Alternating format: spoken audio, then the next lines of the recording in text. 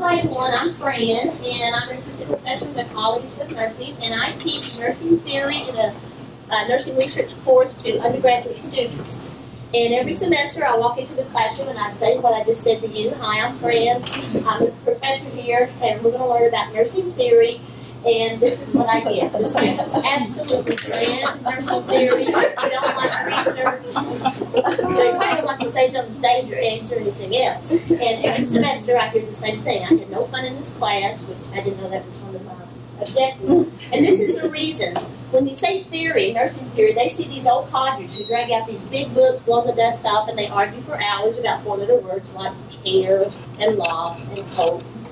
And then on top of that, we look at them and we say, we're going to apply nursing theory to your clinical practice. Well, that's something they treasure because they love doing IVs and sticking tubes in orifices and all that exciting stuff. But when it comes to theory, they don't want to do that. So I thought there has to be a way to make this more fun. And particularly childhood developmental theories, because there's so many of them and it happens so fast, is really complicated. So I thought, how can this be fun? Racked my brain.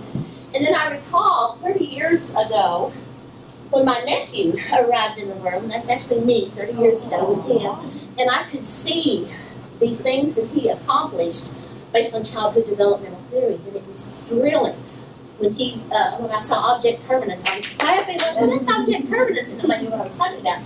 So I thought, well, we can keep going on with the flow charts and the descriptions and making it difficult for students to really connect with what that is, or I can go to Google, find a video of a little girl who's actually expressing her autonomy as a toddler, telling her father, I can do my seatbelt, you go drive, worry about yourself. That sends it home. Plus, it also gives you the age of the child, so you have that visual. It makes sense that this is when this happens. Another thing is, like I said earlier, with worry about yourself, you'll see, it's okay to let kids make a mess. So that helps them in their clinical practice. Let kids have the choice, with medications, which type of juice would you like to have? It gives them a little autonomy.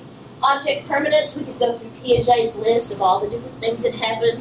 Again, that happens so fast it's kind of difficult. Or we can just show object permanence. And you'll see in the next slide a child on your left who doesn't recognize that the stuffed animal is still there when it's out of sight. This child is at the age when he's developed object permanence, so he looks for the animal because he knows it's still there. So when you have either videos or you have visual aids to this, it makes more sense, and it's not so monotonous that your students are falling asleep or putting on the evaluation. This is the most boring thing I've ever had to sit through in my life, and they do that. So that's one of the things that I did that was different. Going forward, I'm going to be teaching RN to BSN soon. So a lot of clinical component. They're adult learners. They're older. They don't have a lot of time. They don't mess with all these things that they have to read. And they really want a purpose to what they're doing.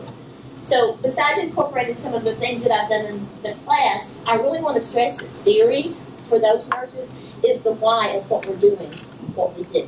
Okay? The reason behind everything that we do.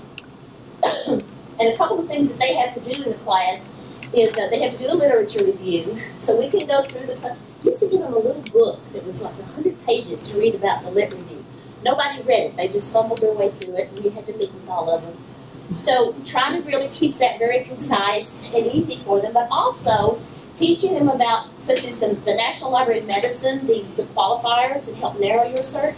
Turns out Google has its own Boolean operators. I had no idea. I cannot wait to start teaching on this, but you can actually narrow the search using Boolean operators.